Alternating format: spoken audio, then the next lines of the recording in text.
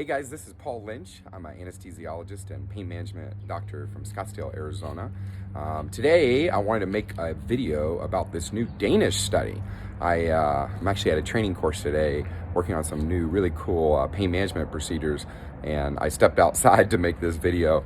I've literally had 10 different people send it to me in the last 3 days, asking me to comment on it. And so I thought it made sense just to make a video about it. If you guys have seen this, it's been circling around the internet a lot on Facebook and LinkedIn, basically saying that masks don't protect people and there's no statistical difference.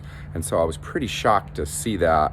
I worked all week, and so I was just able to read it last night and decided to go ahead and make this video this morning. So I dug into the study, and it was pretty interesting. They did it back in May in Denmark, and they basically had two groups. They had one group wear a mask, and they had one group not wear a mask. And then they looked at the statistical difference in transmission of COVID in the group that was wearing a mask. I noticed right away they were looking at whether or not the mask actually protected the person. So they weren't looking at transmission.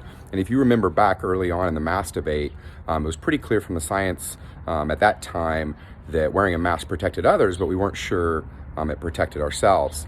A lot of data has come out this summer that shows that it actually protects others and protects ourselves. And it's not really debated anymore. And so this study being published, in a pretty large journal shocked a lot of scientists. So when I jumped in and I started reading it, I was actually completely blown away by what I found.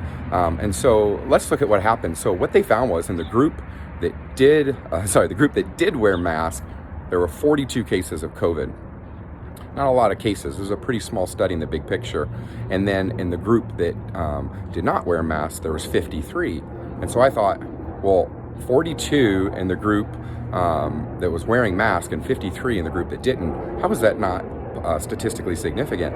I looked at the math. It's actually a 26% increase risk of getting COVID if you didn't wear a mask. And I thought 26%, that's a pretty big number. How is that not statistically significant? But that's kind of how science works. And I think it's when we get in these big studies with thousands of numbers and p-values and all that, it gets a little bit complicated. But I always like to break it down for people when I'm trying to explain. Let's say you wanted to do a study and you really wanted to know what percentage of people in the world have brown hair and what percent have blonde hair. And let's say you decided to do your study on 3 people. And so in your study, I know this maybe is a funny example, but just hear me out. Let's say in your study, one person had blonde hair and 2 people had brown hair. And so then you reported on Facebook and social media and other places that twice as many people in the world have brown hair as have blonde hair. People would probably laugh at you and scoff and say, well, you only had 3 people in your study and this makes no sense. But the thing is that same concept applies to this study. If it showed 27% increase in getting COVID if you didn't wear a mask, and it wasn't statistically significant, it's probably because they didn't have enough people in the study. And that's pretty much what scientists from around the world have said reading this. There just weren't enough positive cases of COVID in order to, we call it to power the study appropriately. But it actually gets worse or better depending on how you look at it. When they looked at the data, only 46% of the people that were supposed to be wearing masks actually wore masks appropriately, 46%. So I did the math. I divided the 26% by 46% of the people who actually were wearing masks. And now it looks more like you have a 57% increased risk of getting COVID if you don't wear a mask. That's starting to actually fall in line with data that we've seen other places. Probably about a 50% increased chance of getting it if you don't wear your own mask. By the way, a massive reduction in other people getting it if you don't wear a mask. And so it gets even worse or better depending on how you look at it. I dug into the study. I actually read the study twice to make sure I understood every word and what they were talking about. But they were using mostly antibody tests to tell whether someone had the disease. And I looked at the actual tests that they used for this study. And get this, the false positive rate of the antibody test they used was 2.5%. 2.5%. And they looked at the amount of people that got COVID during this time, it was less than 2%. So then I started to get almost mad. Like, why was this even published? To be really clear, you can't look for a 2% effect with a test that has a 2.5% false positive.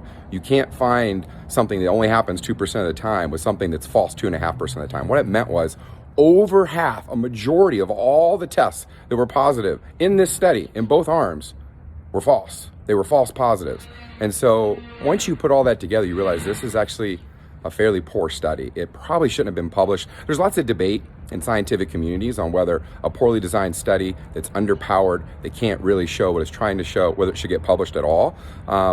I come down on the side, you probably shouldn't publish it because it confuses people and it gets circulated around and people say that masks don't work, and the reality is this study didn't work.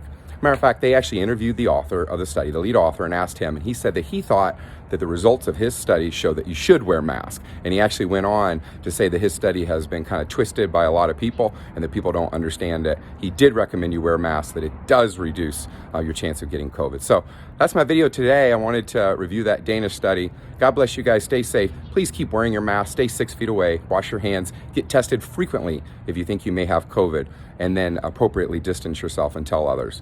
God bless you guys. Have a great day.